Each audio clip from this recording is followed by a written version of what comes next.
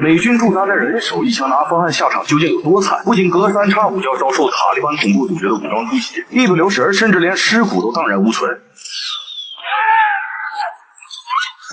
眼瞅着往前线运送物资的任务即将启程，可运输小队的队长却被炸得连骨头渣都不剩。无奈上级正好火线任命下士科瑞成为新任队长。很快，科瑞便带着运输小队出发执行物资运送任务，而他们此次要穿越605号公路，全程的75公里都处于塔利班恐怖组织的势力范围，因此该路也被称为名副其实的死亡之路。为了确保物资补给能够顺利的抵达前线，上级还特意派来一名阿富汗国民军给几人带路。可谁知车队刚走到半道，就发现不远处堆放着疑似爆炸物的东西。科瑞见状，赶忙下令让车队停止前进，同时向上级申请派出排爆小队过来拆弹。结果经过3个来点的等待，防弹车里的士兵都快夜冒烟了，始终都看不见排爆小队的人影。看着美军一个个如此胆小，也就那么回事。于是友军士兵当其驾着 AK-47持枪警戒，决定自己进行排雷。看着友军士兵径直的走向疑似爆炸物，顿时给科瑞吓拉了尿了，急忙下令让黑子上前阻拦，别让他扯犊子。而此时友军士兵已经小心翼翼地步入雷区，看着身后赶来阻拦的黑子，友军士兵拍着个大嘴吓唬对方：哥们儿，我已经踩到引爆压板，想活命老实待着别动啊！听到此话，黑子吓得当场踱步后撤。友军士兵则蹲在地上仔细观察起了 IED 爆炸装置。就在他伸手准备排雷时，不料一名老头突然手持电话出现，黑子顿时他妈吓拉了尿了，以为小孔要操控引爆炸弹，于是当即便架起 M126突击步枪，准备开枪干死老头。友军士兵见状，赶忙伸手阻拦。经过他大声呵斥几句之后，一脸懵逼的老头这才将手机扔在地上。然后友军士兵蹲在地上，小心翼翼地拆除了 IED 炸弹。危机成功解除后，运输小队迅速带着物资赶往前线。谁知就在几个人相互调侃缓解压力之时，一个人影突然出现，将车队截停。对方声称自己是海豹突击队的队长，正在执行一次绝密的护送任务。由于中途和小孔遭遇，进行了激烈的火拼，导致仅剩2名队员和护送目标活了下来。于是为了尽快完成护送，海豹队长提出搭运输小队的车前往美军基地。眼瞅对方清一色的美式装备，不像是他们小孔假扮的，于是科瑞也点头答应。紧接着他们的车队火速出发赶往前线。殊不知此时小孔已经早在车队的必经之路布好了埋伏，等运输小队的妹妹车驾驶进一段崎岖的山路，山头上的小孔立马架起 PKM 通用机枪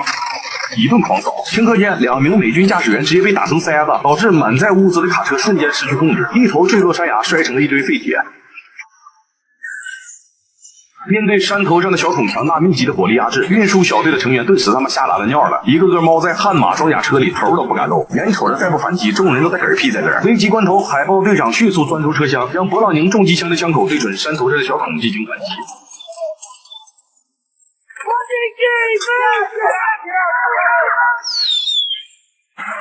一时间，运输小队被小孔打得措手不及，纷纷下车，猫在石头后面进行躲避。然而没等几个人反应过来怎么事儿，小孔这扛起火箭炮，咣就是一炮。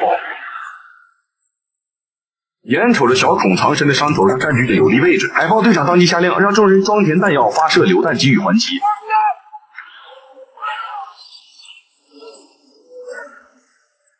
随着山头上的小孔被结束消灭，山谷也瞬间恢复了平静。看着所有的车辆和物资都被炮火摧毁，科瑞知道这他们任务跟上级是没法交代了，任务完不成了。于是几个人便跟海豹队长一起上路，打算前往就近的盟军联络点寻求帮助。途中经过几个人了解得知，海豹小队秘密护送的老妹儿是名阿富汗人，她打小接受西方文化，是名女权领袖，因此美国总统特意邀请老妹儿前往联合国，代表阿富汗人民发表所谓人权的演讲。随后经过4、5个点的徒步跋涉，众人以为总算摆脱了小孔的追击，谁知就在这时，远处一发子弹突然袭来，顿时给放松警惕的几人吓嘚了，麻溜钻进一旁的苞米地进行躲避。听着密密麻麻的枪声持续传来，海豹队长意识到得赶紧他们想个招啊，不能等死啊。于是透过望远镜观察，很快他们锁定了小孔狙击手的位置。为了避免枪声招惹来敌军的更多支援，海豹队长当即决定徒手弄死对方。紧接着科瑞2人趁着小孔的枪声，悄悄地潜伏至小孔的狙击阵地侧面。双方约定好进攻时间后，海豹队长迅速起身绕到小孔身后进行伏击。完会儿等时间一到，2人当即便冲上去跟小孔展开了一场贴身肉搏。最终2人以少胜多，成功将小孔给干死。然而没等着他们喘口气儿，大批的小孔开着妹妹车乌泱泱的朝着小队几人袭来。士兵见状急忙四散而逃，寻找掩体进行躲避，接着便迅速架起枪跟小孔展开正面交锋。眼瞅着小孔人多枪多，火力全开，再他妈不想着几人小命都他妈得交代在这儿。危急关头，海豹队长如雷的战术翻滚，迅速架起 M4A1 卡宾枪，照着赶来支援的小孔进行反击。随着众人一番猛烈的火力压制，很快小孔就被团灭。但是海豹队长因为身中数枪倒在了地上，他忍着伤痛请求科瑞务必将阿富汗老妹儿安全的送回美军基地。说罢便彻底没了呼吸，当场嗝屁。为了确保阿富汗老妹儿的人身安全，随后科瑞几个人在附近的一个村庄躲避。可没成想，正在几个人准备往房间移动时，房内突然冲出2名持械的武装人员，一时间双方气氛剑拔弩张。但当对方得知科瑞几人美军身份之后，立马主动卸掉了阿卡47的弹夹，自己人别开枪。随后科瑞几人被请进了屋内，经过一番交谈后得知几人是当地的反恐部队成员，他们是反对塔利班的暴行，并且曾经和美军小队一同执行过作战任务。就这么式，在对方的帮助下，科瑞几人终于和美军基地取得了联系。殊不知此时大批的小孔正开着闷闷车呜呜喳喳的朝着村庄袭来。听着屋外传来的动静，科瑞立马意识到，哎呦我操，他们又是一场恶战呢。于是迅速向几个人安排了作战部署。随着科瑞拉开房门，砰的对小孔发射了一枚榴弹，双方随即展开了正面交锋。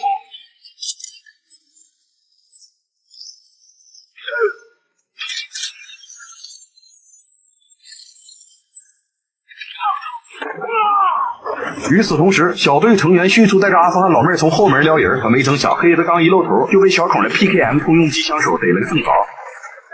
眼瞅着自己伤亡惨重，却迟迟攻不下屋内的美军，顿时给小孔气完巴了，直接扛起 RPG 火箭筒，照着屋内呼哧就是一炮。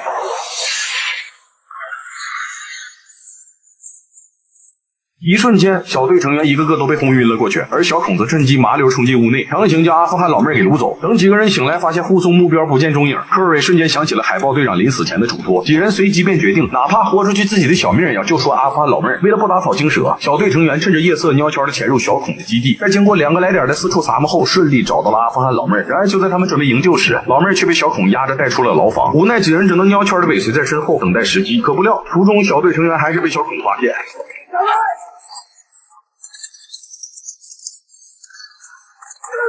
而与此同时，阿富汗老妹儿已经被绑住手脚，恐怖分子头目听到屋外的枪声传来，当即掏出小刀准备囊死老妹儿。千钧一发之际，科瑞及时赶到，迅速架枪，照小瘪犊就是2枪，成功将老妹儿救出之后，小队成员火速组成0城战士队迅速撤离。